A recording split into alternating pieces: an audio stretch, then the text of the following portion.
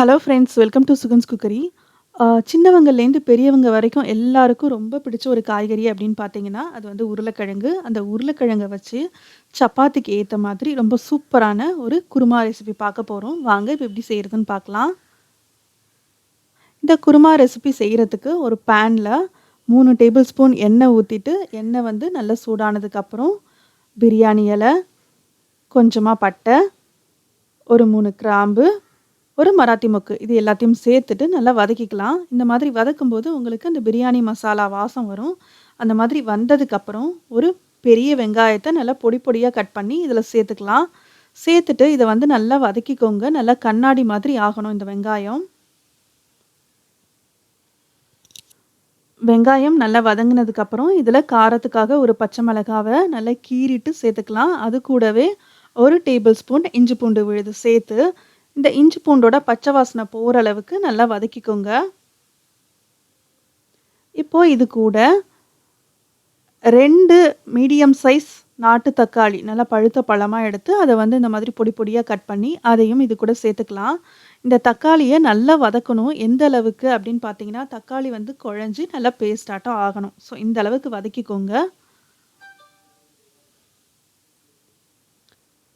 இப்போ இது கூட நம்ம மசாலா சேர்த்துக்கலாம். இது வந்து வீட்டில அரைச்ச குழம்பு மிளகாய் தூள் நான் வந்து 1 1/2 டேபிள் ஸ்பூன் சேர்த்துக்கிறேன்.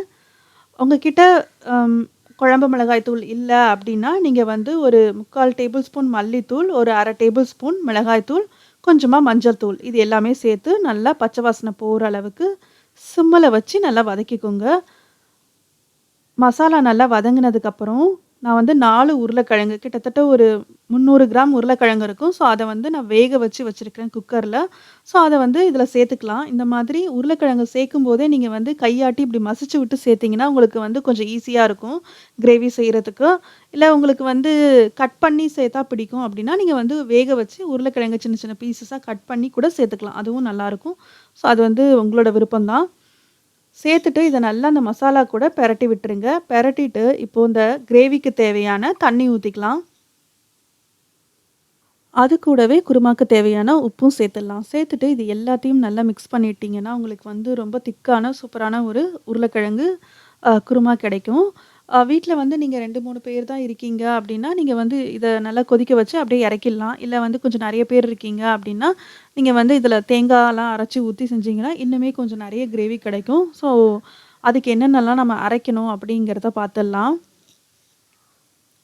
2 டேபிள் ஸ்பூன் தேங்காய், 1 டீஸ்பூன் சீரகம், 1 டீஸ்பூன் சோம்பு, ஒரு 5, 6 பல்லு முந்திரி பருப்பு. இது எல்லாத்தையும் சேர்த்துட்டு நல்லா பேஸ்ட்டா அரைச்சு இதில சேர்த்துக்கோங்க. சேர்த்துட்டு நல்லா மிக்ஸ் பண்ணிக்கோங்க. இப்போ பார்த்தீங்கன்னா, கிரேவி வந்து ரொம்ப திக்கா இருக்கு. ஸோ, இதில இன்னும் கொஞ்சமா தண்ணி ஊத்திட்டு நல்லா மிக்ஸ் பண்ணிக்கோங்க.